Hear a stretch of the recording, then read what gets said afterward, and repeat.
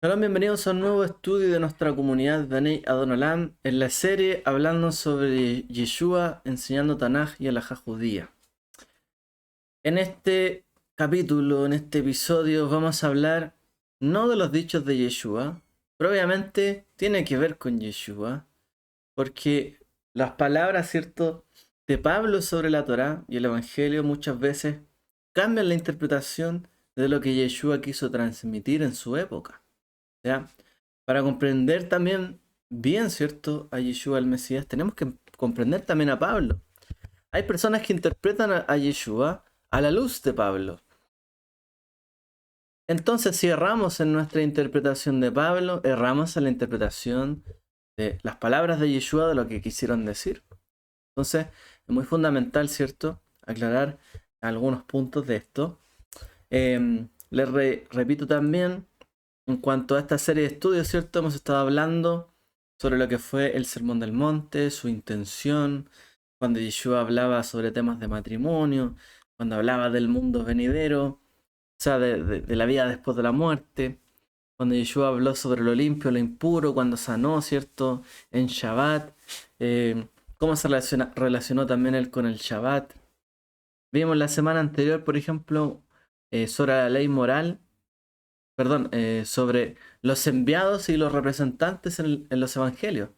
¿Qué es un evangelista? En realidad, ¿qué es? No un evangelista, sino un apóstol. ¿Qué significa ser representante, un enviado? ¿Y cuál es su, digamos, su marco de acción para entender también la misión de los apóstoles y también quizás en el día de hoy de esta misión? Vimos también un resumen sobre la ley moral. Eh, Y bueno, antes habíamos estado viendo sobre los vasos y los utensilios, ¿ya? Que también en algún momento se discute esto. Vimos sobre la oración del maestro. Y bueno, también el momento cuando las buenas noticias se transformaron en malas noticias, es decir, las buenas nuevas, el Evangelio, se transformó o se malinterpretó y vino a ser a veces malas noticias para algunos. Sobre todo para los que les estaba moviendo, ¿cierto? Los hilos del poder y sobre todo los que estaba despertando en la gente, abriendo los ojos de muchos de los líderes hipócritas de la época. Vamos al tema de esta semana. El Mesías Yeshua enseña Taraj a la judía, está en la serie, ¿cierto? Y en este capítulo vemos sobre el apóstol Pablo hablando sobre la Torá y el Evangelio. Este es un tema clásico, podemos decir, y muy necesario para comprender eh, que la Torá sigue vigente. Que la Torá está hasta el día de hoy, ¿cierto? Como una ley perpetua, declarada así en la Escritura. No podemos, ¿cierto?, obviarla. Está ahí, seguirá ahí. Pero veamos qué dijo Pablo y cómo podemos interpretarlo mejor. ¿Ya? Para algunos que quizás nunca han visto este tema o todavía no están claros, puede ser muy esclarecedor. Para otros, ¿cierto?, va a ser un buen repaso de algunos versos, ¿cierto?, de la escritura para reforzar nuestro argumento y para saber también y refrescar lo que tenemos que responder muchas veces ante estos cuestionamientos. Bien, introducción del autor de este estudio y esta serie, ¿cierto?, que estamos viendo, Leib Reuben. Estudié, dice él, 3 años en una escuela bíblica bautista y 3 años más en un seminario evangélico. Tengo una licenciatura y un máster en estudios teológicos. Así que una sala de tribunal era un lugar improbable para mí para aprender acerca de las enseñanzas de Pablo sobre la ley y la gracia.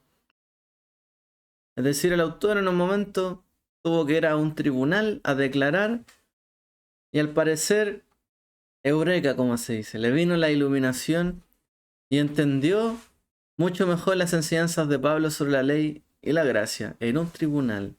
Ya veremos. Él dice, mis compañeros y yo solíamos pasar horas debatiendo este tema, la ley y la gracia, quizás más que ningún otro.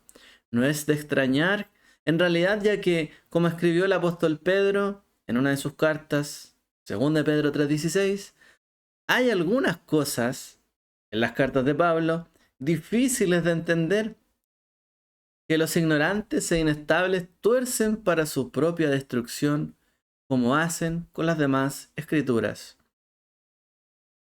Mientras me encontraba en el tribunal ante un juez preparándome para apelar una citación por exceso de velocidad, todo se aclaró. Hay tantos conceptos erróneos sobre cómo se relacionan la Torá y el Evangelio y es difícil saber por dónde empezar. Cristianos, judíos mesiánicos, judíos de raíz, todos luchan con este tema crucial. No nos ayudan los 2 milenios de traducciones erróneas que han causado o han sido causas por enseñanzas mal informadas en las iglesias. ¿Pertenece la Torá al antiguo orden? ¿Al Antiguo Testamento? ¿Algo pasado? Mientras que el Evangelio trajo un nuevo orden. ¿El nuevo pacto sustituyó al antiguo? ¿El Nuevo Testamento reemplazó al Viejo Testamento? ¿Se oponen la Torá y el Evangelio? ¿O trabajan juntos? Veamos. Y antes de dejar ver la revelación que encontré en la sala del tribunal, echemos un vistazo a algunas de las cosas que Pablo escribió sobre la Torá y el Evangelio. Yo mismo he traducido los siguientes versículos para tratar de dar el mejor sentido de las palabras griegas a la luz de la enseñanza general de la Biblia. Y bueno, este tema que veremos también está a la luz, ¿cierto?, de lo que enseña al menos nuestra doctrina judeo-mesiánica, ¿no? Generalmente apoyada y respaldada por los diferentes autores, ¿no?, que enseñan para revelar el texto judío, ¿cierto?, en su contexto a lo largo de las escrituras. Sobre todo con énfasis en el Nuevo Testamento, que es donde más parece esconderse, ¿no?, el contexto. ¿Abolió la fe en Yeshua la Torá? ¿La Torá fue abolida por la fe en Yeshua? Este es un error común. A pesar de la clara declaración de Yeshua en Mateo 5:17, de que no es así, cuando él dice: yo no he venido a abrogar la Torá. No he venido a cancelarla, sino a cumplirla, dice. No obstante, basándose en pasajes como este de las cartas de Pablo, la gente insiste en que la Torá ha sido sustituida por el Evangelio. Y aquí lo que decíamos anteriormente, ¿no? A veces por malinterpretar a Pablo, terminan torciendo los dichos del mismo Mesías Yeshua. Romanos 3, 28 y 29. Sostenemos que una persona es justificada por la fe sin obras de la Torá. ¿O es Dios solo el Dios de los judíos? ¿No es también el Dios de los gentiles? Sí, también de los gentiles. O sea, una persona dice justificada por la fe sin obras de la Torá. ¿O Dios solo Dios de los judíos que tienen Torá? ¿No es también Dios de los que no son judíos y no tienen Torá? Por lo tanto, no es necesaria la Torá, dicen algunos. Esto puede sonar como si la Torá no fuera necesaria. Los judíos tienen la Torá, los gentiles no. Todo claro. Dios es Dios de ambos, así que estamos en el terreno común de la fe, ¿verdad? ¿Pero es eso lo que Pablo realmente quiso decir? Debemos seguir leyendo. 3:30.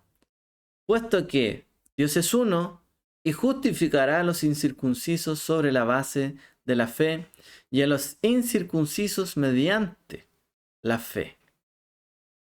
O sea, dice, Dios es uno.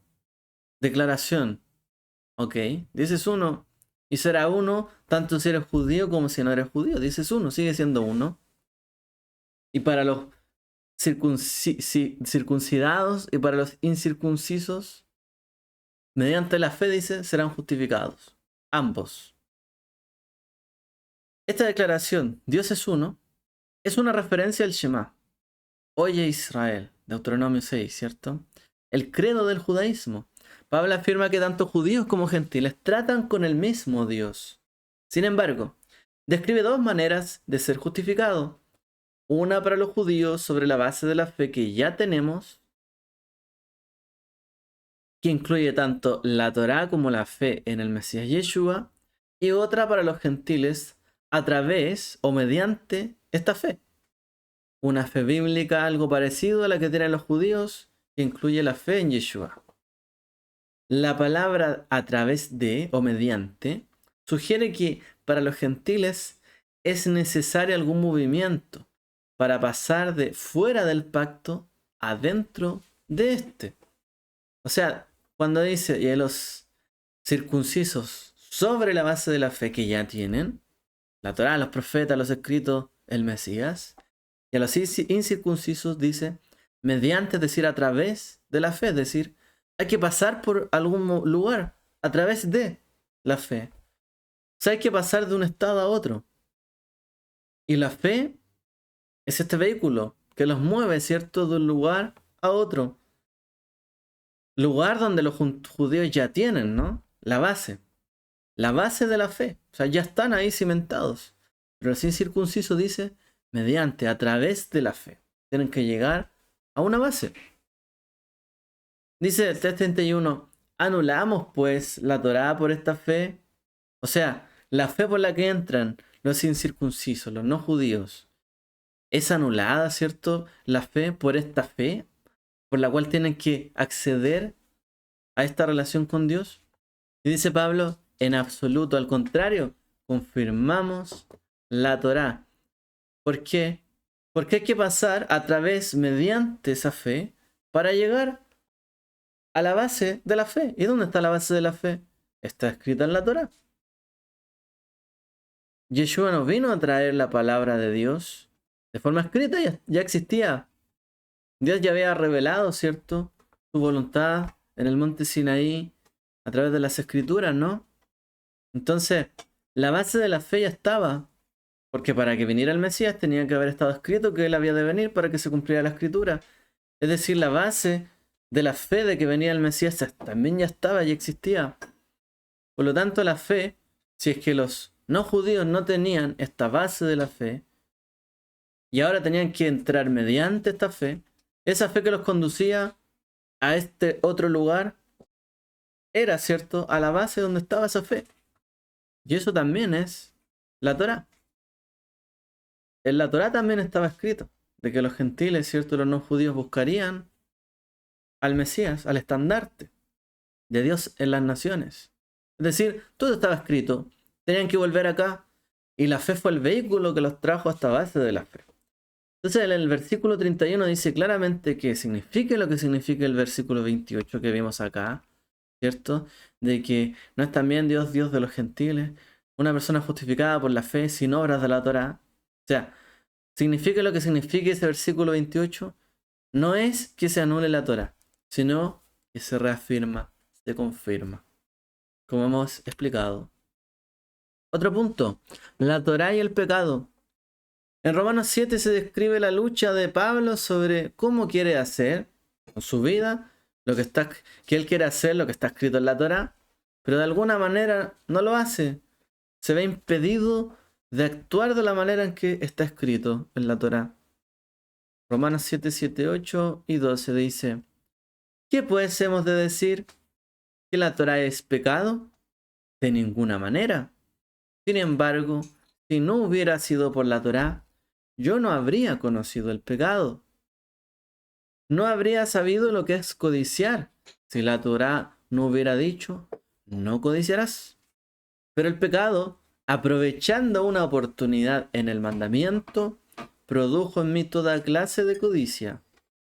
Así que la Torá es santa, el mandamiento es santo, justo y bueno. ¿La Torá tiene algo malo para que sea abolida? Si es santo, justo y bueno el mandamiento de la Torá, ¿podría tener que abolirse algo que es santo, justo, bueno? Si fuese así, entonces todo lo santo, justo y bueno ha de perecer. Pero eso no es así. Es imperecedero. Todos esos principios, ¿cierto? Entonces, así que el propósito de la Torá es definir el bien y el mal. Y eso es algo bueno y necesario. O sea, si la Torá dice no codiciarás, y yo así reconozco esto, que no debo codiciar, está bien. Entonces, ¿cuál es el problema con esto? ¿Por qué entonces dicen hemos de decir la Torá es pecado? O sea, ¿cuál es la confusión que hay detrás de esto? ¿Por qué algunos llegaron a pensar que la Torá era mala, era pecado? Siendo que al contrario nos revela el pecado. Seguimos. Romanos 7, 13 al 14 dice: ¿acaso lo que es bueno me trajo la muerte? ¿Puede algo justo, bueno, traerme la muerte? ¿Y santo? ¿Puede algo santo traerme la muerte? De ninguna manera. Fue el pecado, obrando en mí. La muerte por medio de lo que es bueno, tomando oportunidad, una brecha, para que el pecado se manifestara como pecado. Porque sabemos que la Torá es espiritual, pero yo soy de la carne, vendido como esclavo al pecado. Es decir, hay una oportunidad, ¿cierto? Pero fue ese pecado obrando en mí. La muerte por medio de lo que es bueno, ¿cierto? O sea, hay una oportunidad de la que se tomó el pecado, una inclinación nuestra interna, donde en el momento en que fue dado el mandamiento, así como Dios le dijo al hombre, ¿cierto? En el jardín del Edén, no has de comer esto, cuando fue dado el mandamiento, perdón, así como cuando fue dado el mandamiento en el jardín del Edén, ¿cierto? No comerás de este fruto, existió también la posibilidad de comer de otro fruto, o de comer de ese fruto, mejor dicho. Esa oportunidad no fue provocada porque Dios le dijo al hombre: no comerás de este fruto, podrás comer de todo menos de este. Tendríamos que echarle la culpa a Dios de haber dado ese mandamiento y por culpa de él haber caído en este estado. ¿Podemos hacer esto? No. ¿Podemos decir que por culpa de la ley, del mandamiento, nosotros hemos caído en el pecado? No. ¿Podemos decir que la ley, el mandamiento, la palabra de Dios y su voluntad es lo que nos trajo a la muerte? Pues claramente no. Y si eso dijéramos, estaríamos diciendo prácticamente una aberración, ¿cierto? A la luz de las escrituras. Y quizás una herejía, derechamente como tal. O sea, ¿cómo transgrediendo la palabra de Dios? O sea, en realidad la palabra de Dios no es buena, no es justa, no es perfecta. Él se equivocó y porque él dijo eso es que nosotros caímos. O sea, porque existe una ley, hay una maldición sobre mi vida. Y en realidad Dios vino a quitar todas esas palabras buenas, justas y perfectas. No tiene sentido esa explicación, ¿cierto? Entonces la Torá no es el problema. Es nuestra naturaleza pecaminosa. Nuestro, en hebreo, Yetzer Hara, o el impulso hacia el mal, impulso maligno, lo que nos lleva a desobedecer la Torá. La Torá nos dice lo que es pecado y lo que es bueno y correcto. No nos da el poder de hacer lo bueno. Ahí hay otro punto. Un mandamiento como tal, o la Torá, no nos da el poder siempre, en todas circunstancias, hacer lo bueno. Porque entonces cuando Dios le dijo: no comerás de este fruto, pues hubiese tenido toda la capacidad de decir sí y nunca haber transgredido esa palabra. Pero no es así, como lo presenta la Escritura, ¿cierto? Vamos ahora a la maldición de la Torá. En su carta a los romanos, Pablo está presentando sistemáticamente sus enseñanzas a una comunidad que no había visitado. En la carta a los Gálatas se enfrenta a una situación muy diferente. O sea, a los romanos les escribió esto no sabiendo ni conociendo a su audiencia, pero a los Gálatas sí los conocía. Pablo abordaba un problema concreto que había surgido en las comunidades de Gálatas fundadas por él mismo. Después de que él las dejara, otros vinieron y trataron de forzar a esta comunidad gentil a convertirse al judaísmo para seguir a Yeshua. Y Pablo se opuso a esto con vigor. Es decir, él les habló las buenas nuevas, les habló de Yeshua, les habló de las escrituras, de los profetas, de los cumplimientos, les habló del Espíritu de Dios, ¿cierto? El Espíritu Santo y de todas las cosas de las promesas que recibirían, de que tenían que arrepentirse y todo lo que está ahí escrito en la palabra a estos gentiles. Pero hubo algunos que les dijeron: pero si ustedes no se convierten al judaísmo, están errados, están totalmente equivocados. Y Pablo se opuso a esta idea. En el fondo Pablo se opuso a que tenían que convertirse sí o sí al judaísmo. Debemos entender la carta a los Gálatas como una súplica urgente a los hijos de Pablo en la fe, que continúen por el camino que él les enseñó. Tenían que dirigirse por el camino que Pablo les propuso. Él ya les había dado, ¿cierto? Todo el alimento sólido, ¿cierto? Bueno, primero la leche a lo sólido y les dijo, por esto tienen que guiarse y seguir este camino. Pero ahora les estaban diciendo, no, tienen que convertirse en judíos. Y sí o sí en judíos para seguir esta fe en Yeshua y ingresarse a los pactos. Ahora, el argumento de Pablo, ¿cierto? Utilizó la técnica judía conocida como el Midrash, una parábola, ¿cierto? Ahora, no es una simple parábola como una fábula. El Midrash toma pasajes de las escrituras que hablaban de una cosa y los utiliza para referirse a otra. Es una forma de aplicar las escrituras antiguas a situaciones modernas, es decir, toma extractos de la escritura y arma una historia para darnos una enseñanza a la luz de las escrituras.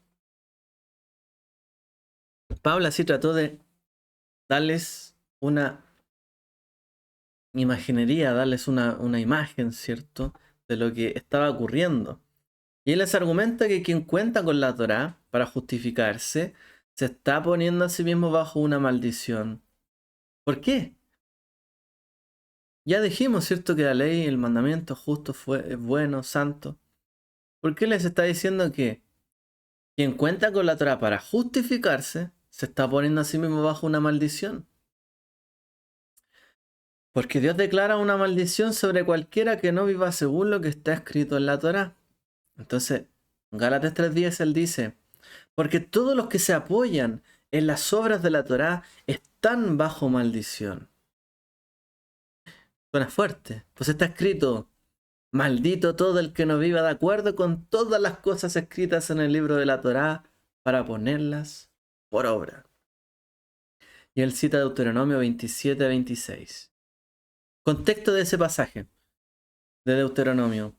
Esa cita forma parte de la lista de bendiciones y maldiciones que Dios prometió a Israel por su obediencia o su desobediencia. Dice, serás bendito aquí por esto, por esto, por esto, si sigues mis mandamientos, lo escuchas, los sigues, los practicas, etc. Y estas maldiciones, si no escuchas, no pones por obra y no pones atención en estos mandamientos. Ahora Pablo agrega algo. Agrega la palabra a todos. Que no viva de acuerdo con todas, dice, las cosas escritas en este libro de la Torá. Entonces, él añade esta palabra a todos, que no aparece ahí en Deuteronomio. Está implícita en la Torá, pero no está escrita. O sea, no dice ahí el que no cumpla todos. El que no cumpla esta Torá, dice. No todos, toda esta Torá. Quiere decir que el que trata de demostrar que es justo cumpliendo los mandamientos de la Torá y no los cumple todos, termina bajo la maldición en lugar de las bendiciones. Es decir, él les está diciendo, bueno, ustedes ahora pretenden creer que la justificación es por obras. O sea, que sí o sí tienen que estar bajo la Torá, bajo el pacto, ¿cierto?, de la Torá y todo lo que implica quizás la circuncisión, que era lo que le estaban proponiendo, ¿cierto? Convertirse al judaísmo. O sea, a ustedes los están convenciendo de que tienen que hacerse judíos. Ustedes que no son judíos, no vienen de familia judía y han creído en la palabra del Mesías. Y ahora están creyendo que para ser justificados, es decir, para vivir conforme, ¿cierto?, a la voluntad de Dios y quizás la justificación en el día postrero, tienen que sí o sí hacerse judíos, estar bajo la Torá. ¿Y que eso los va a justificar? Pablo les dice, no se equivoquen. Porque de hecho, si ustedes pretenden justificarse con la Torá, o sea, que sí o sí necesitan estar bajo la Torá para justificarse, están diciendo que se tienen que justificar por la Torá, es decir, por obras. Y si tienen que justificarse por obras en el día del juicio, en el día postrero, es entonces la Torá misma dice, cualquiera que, maldito el que no viva de acuerdo con todas las cosas o con las cosas escritas en esta Torá. O sea, si ustedes pretenden que su camino de justificación va a ser la obra, las obras, pues cualquier obra que no hagan, que está escrito en la Torá, cayeron bajo maldición. En el fondo les está diciendo, están siendo engañados, porque la justificación que yo les enseñé no es por obras, sino por la fe. No es que no tenga obras, pero es por la fe, el creer, ¿cierto? Entonces, continúa contrastando la fe frente a la Torá como forma de justificarse ante Dios. El problema era este, o sea, es decir, todos sí o sí tendrían que serse judíos para justificarse ante Dios, porque solo la justificación es por las obras de la Torá. O sea, todo el resto del mundo no está en la Torá, se pierde, puede perderse en este mundo y ya. Hasta que viven solamente esta vida y se acabó, no hay vida en el mundo venidero. Pero Pablo está diciendo hace rato, ¿no? Dios es Dios de los judíos, de los gentiles. Porque su misión era para ellos, porque también habían de recibir esto conforme a las profecías, ¿cierto? La justicia de Dios. Pero les está diciendo que no es a través de las obras que son justificados, sino la fe. Entonces ustedes están cambiando este principio elemental que yo les enseñé, le dice Pablo. Dice, ahora bien es evidente que nadie se justifica ante Dios por la Torá, pues el que es justo vivirá por la fe. Nadie puede justificarse ante Dios por la Torá. Si no hay nadie que cumpla toda la Torá y que pueda decir, jamás infringí eso. En otras partes de la escritura dice claramente, bueno, aquel que diga que no tiene pecado, tal es mentiroso. Alguien que dice que no peca es mentiroso. Entonces, si todos pecamos, nadie podría justificarse por las obras o por la Torá, porque todos pecamos. O sea, si la Torá dice esto es pecado, es pecado. ¿Con qué te vas a justificar ante un tribunal? Es pecado. No, es que aquí, no, es que está escrito, es pecado. Nadie se justifica ante Dios por la Torá. O usted cuando va a pedir a Dios, le dice, Dios, perdóname, o mejor dicho, Dios perdóname, líbrame de todo, porque he pecado. No, nadie le dice, porque he pecado. A lo mejor perdóname, líbrame, sálvame, si es que he pecado, ¿cierto? Uno pide perdón y se arrepiente por algo que está escrito. Pero no dice, en el fondo, uno se justifica porque pecamos, perdóname. No, o sea, tú que eres clemente y misericordioso, has de perdonar mi pecado, mi desviación, mis faltas. Pero no podemos negar el mandamiento, no podemos negar la voluntad divina de Dios solamente porque hemos fallado. Y nadie se puede justificar de esa manera. Ah, es que está mal lo que está escrito en la ley. No debería decir eso. Eso significa tratar de justificarse por la ley, ¿no? Bien, porque no hay persona que no haya pecado, por lo tanto, cualquiera de nosotros en algo ha infringido la ley o la voluntad de Dios. ¿Nos justificaremos ante Él diciéndole que Él estaba equivocado? No podemos. Por eso dice Pablo, el que es justo vivirá por la fe. Por la fe se salva, por la emuná, la fidelidad. Pues en cuanto aún ha pecado, ha errado, no ha cumplido todo lo que Dios ha dado, todavía está la fe, la fidelidad a mantenerse ahí, perseverar. No decir ya me caí, bueno Dios, ya hasta aquí llegué, no puedo seguir, sino por la fidelidad, la constancia, la fe. Perseverar hasta el fin, como dice la misma escritura, ¿no? Los que perseveran hasta el fin serán salvos. Esto es, el justo vivirá por la fe, por su confianza en Dios, pese a que pecamos y erramos. No nos justificamos porque Dios está equivocado, no, pese a que erramos y sabiendo que erramos en nuestras obras, Dios es bueno y justo para perdonar nuestros pecados. La Torá pues no procede de la fe, sino que quien las cumpla vivirá por ellas. O sea, quieres justificarte por la Torá, pero la Torá no viene de la fe, dice. La Torá, la ley, la instrucción clara, es eso, una sentencia. No viene en base a la fe, viene en base a la justicia. Y si quieres que en un tribunal te juzguen con justicia, y si no tienes quien te defienda, bueno. ¿Qué significa entonces ser justificado ante Dios, según lo que hemos dicho? No significa ser o llegar a ser justo. Se refiere a alguien que fue culpable o acusado de algún pecado o crimen, que ha sido juzgado en un tribunal y declarado inocente. O de lo contrario, se le han retirado los cargos para que pueda ser tratado como inocente. ¿Quién es justificado entonces? El que falló, el que cometió un delito, el que en un tribunal fue hallado culpable, pero que pese a haber sido señalado como culpable por un tribunal, ¿cierto? O luego se le trató como un inocente, es decir, pese a que hubo algún delito, se le quitaron los cargos que habían en contra suya, ¿ya? O se le retiraron los cargos que habían en su contra. Fue justificado. No es que fue hecho justo. Hoy día somos todos justos y en nadie hay pecado. No. Merecíamos una sentencia, una pena, ¿cierto? Por nuestro delito, por nuestros pecados. Y fuimos justificados, fuimos declarados inocentes por alguien, dice, por la fe. Esto es la fe, no por las obras. Una persona no puede confiar en el cumplimiento de los mandamientos de la Torá para ser considerada justa como persona. Porque en cuanto incumple un mandamiento ya no es justa. Se necesita algún otro enfoque para la justificación. Esto incluye, ¿cierto?, el pensamiento de que no porque una persona cumpla más mandamientos es justa y más justa que todo el mundo. Porque hay gente que cree eso, ¿no? Y de hecho eso está detrás del pensamiento de lo que él estaba debatiendo, que le habían llevado a esos Gálatas que le había enseñado. Que por hacer más y más y más mandamientos eran más justos que el resto. Entonces, aquí están los señores justos y allá hay los señores pecadores. Los que se circuncidaron, se convirtieron al judaísmo y los demás pecadores. Porque estos son justos y los demás no. No ese es el enfoque, ¿no?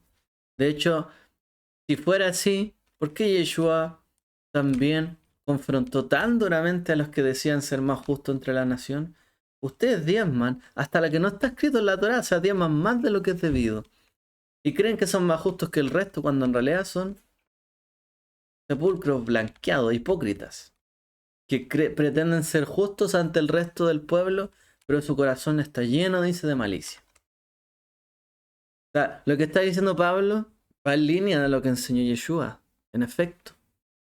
No es cierto que porque alguien cumple más y más y más y más y más todo, es más justo ante el resto y merece ser el más justo entre todos. No, ¿cierto? Depende del corazón, por la fe que vive la persona. Pablo continúa. El Mesías nos redimió de la maldición de la Torá, haciéndose maldición por nosotros. Pues está escrito, maldito todo el que cuelga de un madero. O sea, Yeshua no nos salvó de la Torá, sino de las maldiciones que la Torá impone a quienes la violan. Él tomó el castigo en nuestro lugar. Éramos culpables. Pero gracias a él, tomó los cargos, la sentencia que había en nuestra contra. Porque evidentemente la Torá es eficaz, justa, buena y perfecta.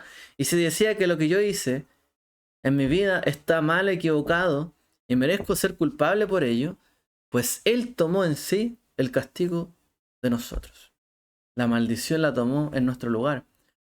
Pero no porque haya venido el Mesías, abolió la ley. Al contrario, confirmó la ley porque Él tomó la maldición, porque como la Torá dice que había una maldición para los que no cumplían la Torá, la ley, debía cumplirse la maldición.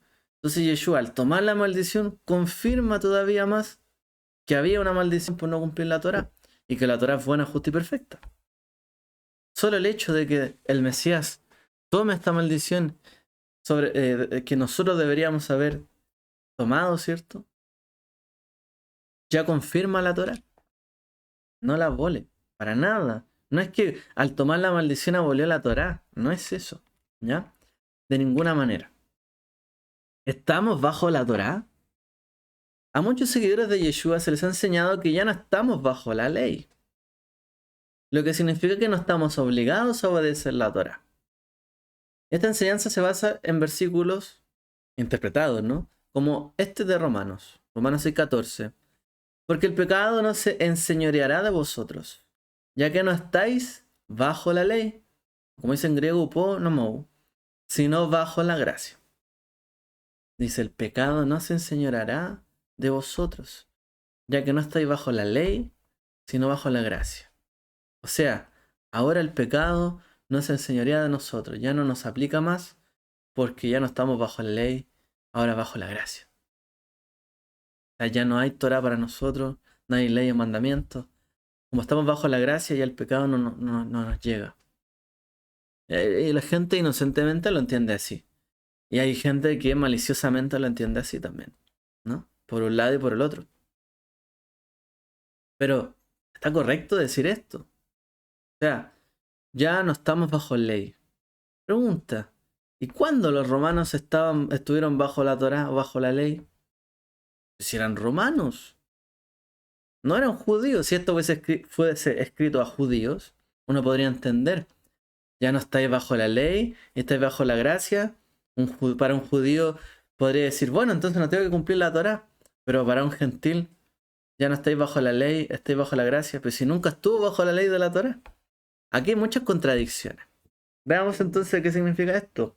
Pablo parece escribir que ya no vivimos bajo el antiguo pacto, como algunos interpretan, sino bajo el nuevo.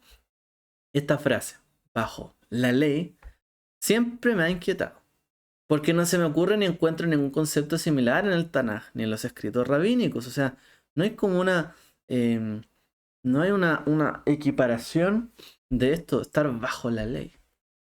Bajo el yugo, uno dice en el yugo del reino, pero bajo la ley, bajo la Torá. Es como raro dentro de la literatura rabínica. Además, la palabra el, es decir, bajo, o la, perdón, en este caso, bajo la ley, o bajo la gracia, ese artículo no está en el griego. En casi todos los pasajes donde aparece esta frase. O sea, en el griego no dice bajo la ley y bajo la gracia, sino que dice, él no está hablando de estar bajo la Torah o bajo la gracia. Está hablando de algún principio general de la ley. Se está hablando de algún principio dentro de la ley. No bajo la Torah como un aspecto completo, ¿cierto? Como un todo. Está hablando de estar bajo Torah, bajo ley. ¿Qué ley? Bajo una ley en el fondo. Puede leerse así. Ya no estamos bajo una ley, sino bajo la gracia.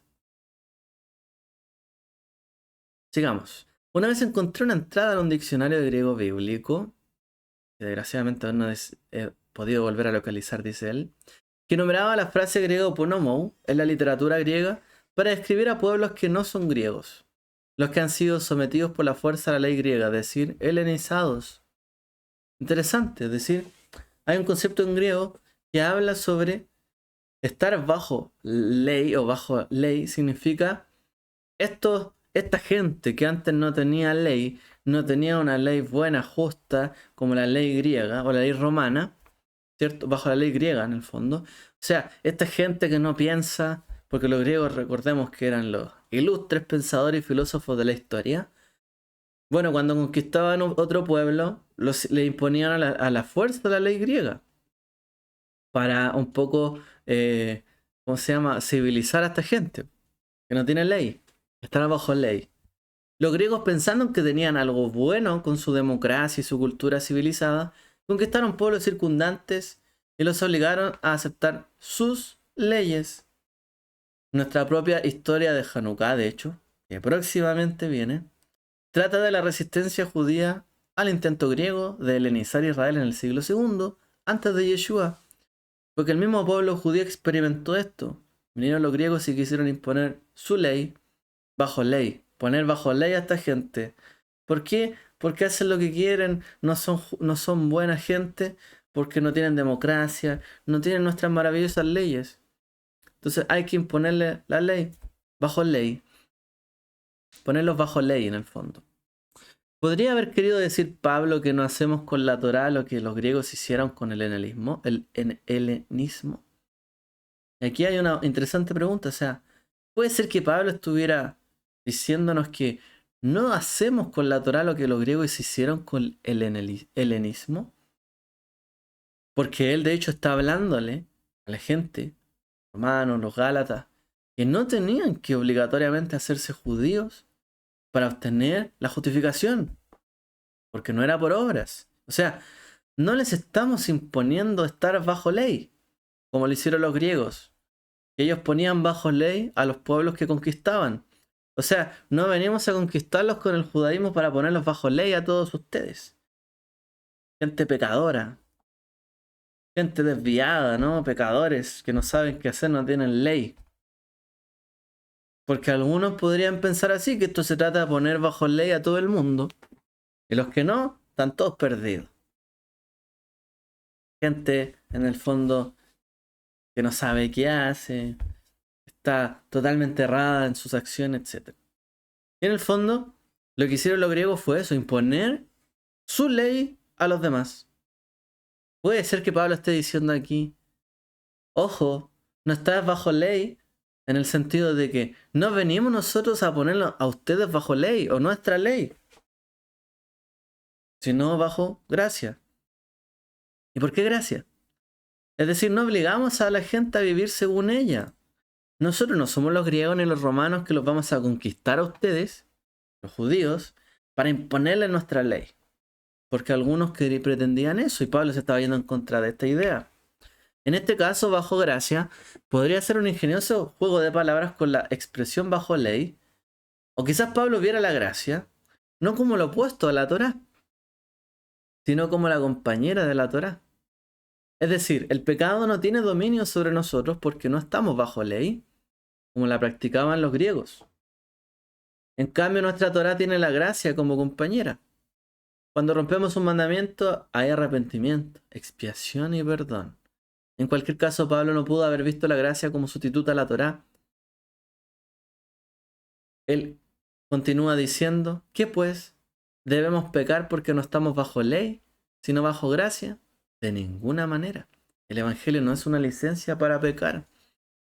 Es decir, nosotros no les impusimos la Torá para que guarden toda la Torá ustedes y se hagan judíos todo el mundo. No.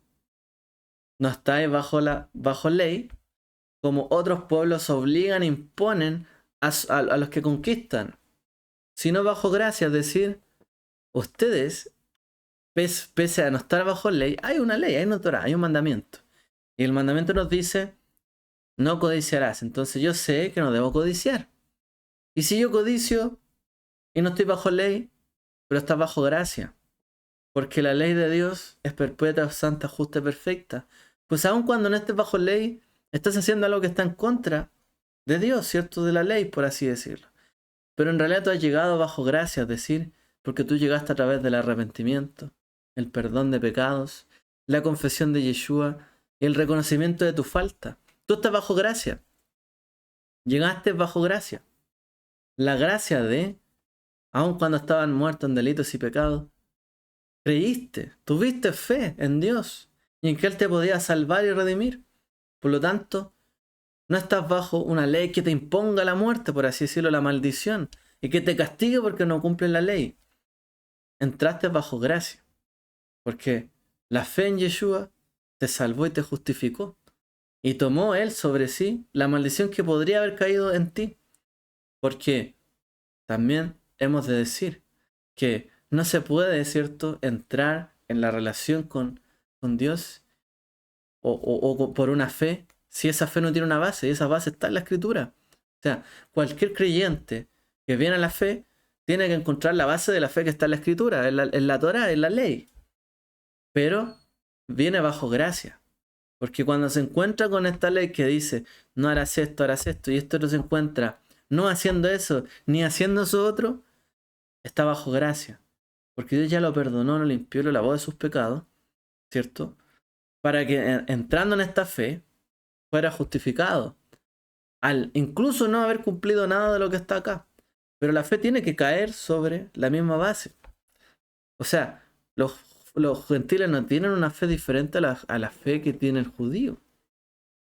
Hay un solo Dios para judíos y gentiles. Ese es el principio de Pablo. Hay un solo Dios.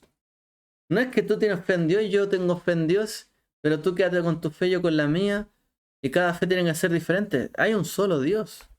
El momento en que tú crees en Él, Vienes a la fe y la fe está descrita, sustentada y en base a la Torá. Ahí está la fe, en las escrituras. Pero vienes bajo gracia. ¿Por qué? Porque Dios te perdonó. O sea, por mucho que tú vengas acá, esto es como haber sido indultado. ¿Fuiste indultado? ¿Por qué yo te habría de hacer culpable ahora que vienes bajo esta fe y entras en los pactos de Dios, en su relación? ¿Por qué de condenarte a ti si Dios te perdonó y estás bajo gracia? Ahora, dice él, ¿debemos pecar porque no estamos bajo ley, sino bajo gracia? De ninguna manera. O sea, tienes ese crédito que Dios te dio, te perdonó, te limpió. Pero eso no te hace estar que tengas ahora como estás bajo esa gracia, pecar deliberadamente. Y de nuevo, ¿qué dice? ¿Dónde sale que es el pecado? En la Torá, en los mandamientos. Debemos pecar, es decir, conforme a lo que dice la Torá, porque no estamos bajo ley, porque no le hemos impuesto la ley a los gentiles y no deben vivir con esta ley. ¿Debemos pecar entonces? O sea, ¿podemos pecar? Porque no estamos bajo toda la Torá, guardándola y bajo los pactos, sino bajo gracia. Y Pablo de nuevo reafirma, de ninguna manera. No es ninguna licencia para pecar esto. Al contrario, si vinieron a la fe, empezaron este camino, avancen y aprendan. Espero haberlo dejado más o menos claro. Una escuela de teología en un tribunal de tráfico. Aquí vamos un poco más rápido para relatar la historia, ¿no? De cómo dice él que se percata de esto. Hace muchos años en California recibí una multa de tráfico por exceso de velocidad.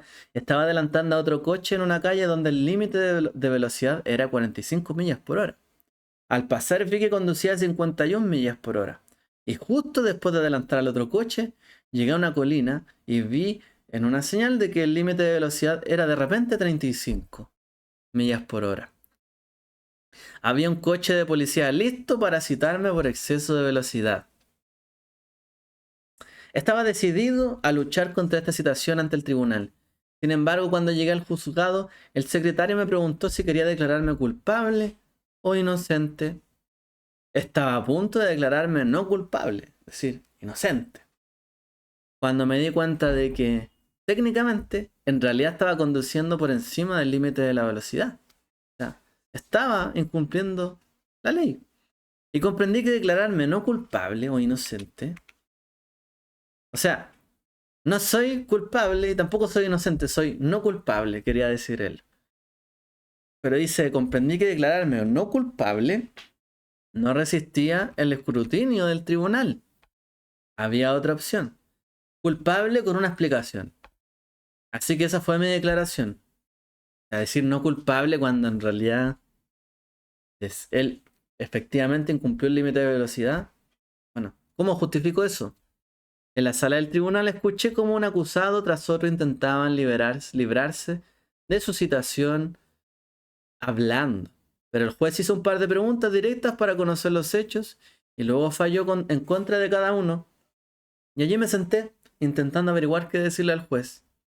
De repente comprendí la teología de Pablo sobre la Torá y la gracia. Nadie será justificado ante Dios por la Torá. La Torá no es mi amiga en el día del juicio. Si trato de declararme inocente, el juez solo tiene que preguntarme cuál era el límite de velocidad y a qué velocidad conducía, y mi caso estaría perdido, porque realmente infringí la ley. Tampoco serviría de nada defenderme enumerando todas las leyes que sí cumplí, porque igual habría infringido esa ley. Sin embargo, si me declaraba culpable y pedía gracia o clemencia, tenía la oportunidad de redimirme. El juez redujo la multa y me envió a la escuela de tráfico, que eliminaría la infracción de mi historial de conducción. Entendí el mensaje. Si me acojo a la ley, pero quebranto alguna de sus disposiciones, mis infracciones serán teñidas en mi contra en el día del juicio final. No puedo apelar a la ley para alegar que estaba en lo cierto, cuando en realidad la había quebrantado. Sin embargo, si confío en la gracia, confieso mi pecado y pido perdón, puedo ser perdonado y justificado. Es decir, que la transgresión sea eliminada de mi registro. ¿Puedo entonces salir y violar la ley del tránsito porque he recibido la gracia? ¿Debo conducir con amor y no preocuparme por estas molestas leyes del tránsito? Eso suena un poco irónico, ¿no? Ahora todo es amor. Ya no hay ley, ahora todo es el amor. Entonces ahora conduzco con amor. Y no me preocupo de todo el resto de las leyes. Bueno, quizás en algún sentido bien profundo, sí, el amor abarca todo. Pero, ¿de verdad creemos que esto tiene que ser así? Siendo que hay un montón de leyes y están ahí para conocerlas. ¿Debo conducir con amor y no preocuparme por estas leyes del tránsito tan molestas? Por supuesto que no. La ley sigue estando ahí para enseñarnos a hacer lo correcto. Oír y hacer la Torá. Al principio de su carta a los romanos, Pablo hace una afirmación inesperada. Es decir, inesperada si esperamos que enseñe que la Torá no es importante y que solo nos regimos por la gracia. Pero eso no es lo que escribió. En la siguiente cita, Pablo escribe sobre la importancia de la Torá tanto para los gentiles como para los judíos. Para reafirmar el punto, Pablo dijo que la Torá es importante para judíos como para no judíos que no están, por así decirlo, bajo ley, o no viven bajo la circuncisión, bajo el mandamiento, el pacto de la circuncisión, etc. Y dice él, porque Dios no hace acepción de personas. Todos los que pecaron sin ley, perecerán también sin ley. Y todos los que pecaron con ley, serán juzgados con ley. Ojo que en el griego no dice bajo ley, no dice bajo la ley, dice con ley y sin ley. Es diferente el lenguaje. Entonces los que no tenían ley perecerán sin ley, los que tenían ley perecerán o serán juzgados con ley. Porque no son los oidores de la Torá los justos a los ojos de Dios, no los que oyen la Torá, sino los hacedores de la Torá, los que serán justificados. Cuando los gentiles que no poseen la Torá hacen instintivamente lo que la Torá requiere, estos, aunque no tengan la Torá, son una Torá para ellos mismos. Y demuestran que la obra de la Torá está escrita en sus corazones, de lo cual también da testimonio de su propia conciencia. Entonces aquí parece que está diciendo algo diferente. Él dice claramente, no son solo los oidores de la Torá los que serán los justos ante los ojos de Dios, sino los hacedores de la Torá los que serán justificados. Pero ¿cómo? Si hay unos que están bajo gracia y no tienen Torá. Entonces, ¿cómo van a ser justificados si se supone que no tienen que cumplir obligatoriamente la Torá? Pero dice Pablo que solo los hacedores de la Torá serán justificados. Y así lo justifica él diciendo, así lo explica diciendo, que aunque no poseen Torá los gentiles, hacen instintivamente lo que la Torá requiere. Y aunque no tengan Torá, son una Torá para ellos mismos, es decir, su propia conciencia les dice lo que está bien, está mal, y por eso serán juzgados. Y aunque crean que no tienen Torá, tienen Torá. O sea, su propia mente, su conciencia les da testimonio también en sus corazones. Cuando han sido llamados a Dios, ¿cierto? Les da testimonio de lo que es bueno y lo que es malo. Cuando han recibido a Dios, esto le da testimonio en sus vidas. Aunque crean no estar bajo ninguna ley, por supuesto que la tienen. Porque ahora tienen a Dios y su Espíritu en sus corazones. Y el nuevo pacto es la Torá escrita en el corazón.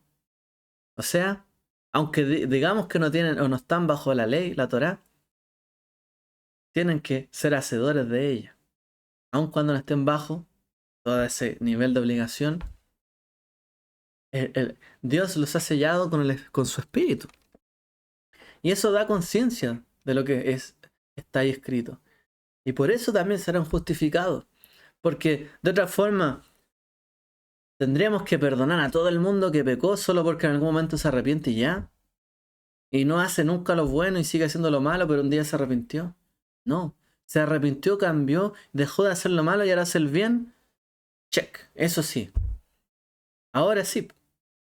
Es decir, estos gentiles ahora no están bajo la Torá, pero dejaron de hacer lo que está en contra de la Torá, en contra de Dios, y hoy día se mueven bajo lo que Dios les permite moverse.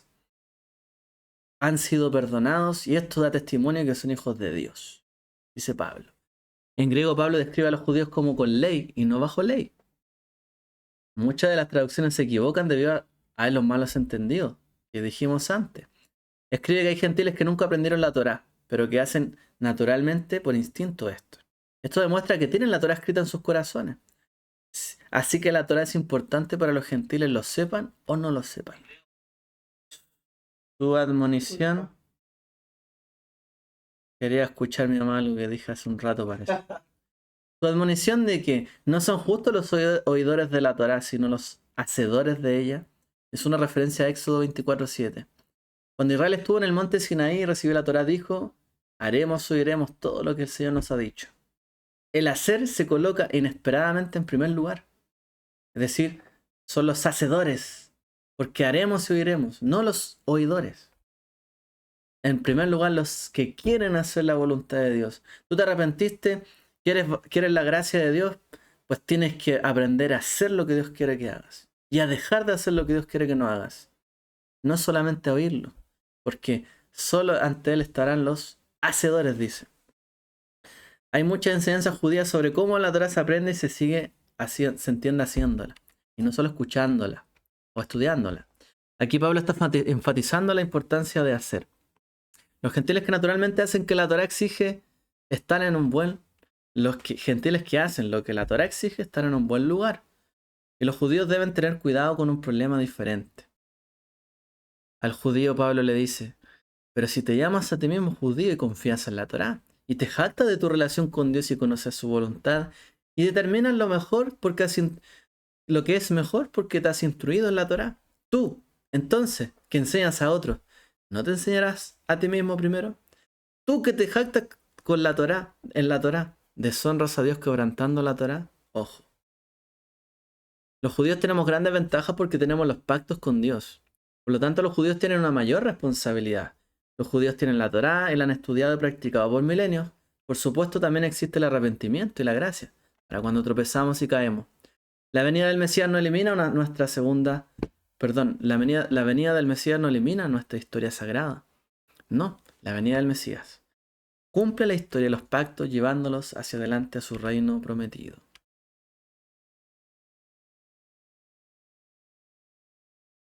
Bueno, lo último.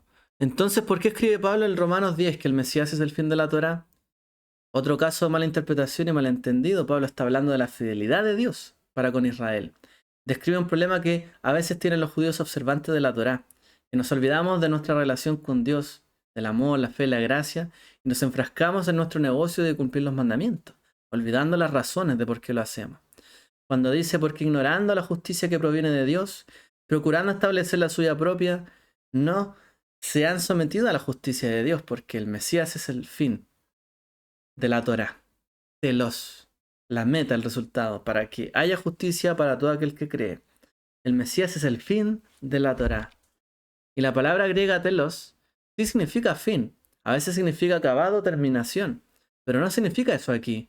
Porque ya vemos como tanto Yeshua como Pablo dijeron que la Torá no estaba abolida ni cancelada. La palabra telos, como la palabra fin en español, también significa una meta, un propósito, incluso un destino.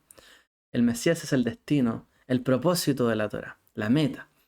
Podemos pensarlo de esta manera. Torá proviene de la palabra hebrea que significa disparar o dar en el blanco. Y la palabra pecado viene de la palabra errar en el blanco. Así que Pablo quiere decir en este pasaje que el Mesías es la meta, el blanco al que apunta la Torá. Y la Torá debe conducirnos al Mesías. Es decir, a cómo guardar y practicar la Torá, como el Mesías la hizo. La Torá y el Mesías son compañeros. Moisés escribe acerca de la justicia que proviene de la Torá, que la persona que hace estas cosas vivirá por ellas. Ahora bien, y la justicia que proviene de la fe dice: no digas en tu corazón, ¿quién subirá al cielo? Es decir, para descender al Mesías. ¿O quién descenderá al abismo? Para resucitar al Mesías. Explica él. Pero, ¿qué dice? La palabra está cerca de ti, en tus labios y en tu corazón. Es decir, la palabra de fe que proclamamos. Pablo continúa explicando que la Torá y la fe hablan en un mismo idioma, aunque las traducciones a menudo parecen decir lo contrario. En versículo 6, la pequeña palabra griega de puede significar pero, dependiendo de lo que proceda. En este caso es una simple partícula de conexión y o ahora. Y Pablo nos dice que la Torá dice: quien cumpla los mandamientos vivirá por ellos. Y la fe dice, esencialmente, no digas que es demasiado difícil para nosotros. Es decir, la Torá dice: quien cumple la Torá vivirá por ellos. Y la fe nos dice, por otra parte, porque estamos en el fondo, cumplimos la Torá, Porque dice, quien cumpla los mandamientos vivirá por ellos. Y la fe dice, por otra parte, no digas que es demasiado difícil, en que no está más allá del cielo ni en el profundo abismo. La fe, en el fondo, nos dice, está la capacidad para cumplir la Torá. Y el que vive por ella, por la fe, vivirá por ello, dice. O sea, el que dice, no importa, parece imposible, parece más hondo, no está ya en el lado del mar, es posible hoy día practicarla. Y aquel que la practica vivirá por ellos. Así la fe está de la mano con la Torá. Y Pablo utiliza esta palabra para hablar, no de encontrar, perdón, para hablar de encontrar al Mesías, pero cita Deuteronomio 30, que habla de la Torá. Y Moisés dijo de la propia Torá, no está en el cielo, está cerca de ti en tus labios y en tu corazón. Pablo y Moisés están dando las mismas palabras, utilizándolas para hablar de las cosas que se parecen, pero que van juntas. En efecto, la fe y la Torá van juntas. La fe y la Torá están de la mano, ¿cierto? Y esto es lo que nos dice. Aquel que confesare con su boca y creyera en su corazón que Yeshua es el Mesías, tendrá salvación. Está hablando de lo mismo. En conclusión, hemos hablado de un tema complicado, nos extendimos un poco y he intentado demostrar cómo se han llegado a ideas erróneas sobre la Torá y el Evangelio a lo largo de la historia cristiana. Los maestros han intentado decir que el antiguo pacto es un pacto de ley y el nuevo es un pacto de gracia. Antes éramos salvos por obra y hoy ahora por gracia. Incluso dicen que el Dios del Antiguo Testamento era un Dios de ira, mientras que el Dios del Nuevo Testamento es un Dios de amor. Nada más lejos de la verdad. Dios ha construido los pactos, promesas uno sobre el otro, para que al final tengamos un reino que sea santo, justo y bondadoso. Necesitamos la Torá y el Evangelio, la ley y la gracia, para estar completos.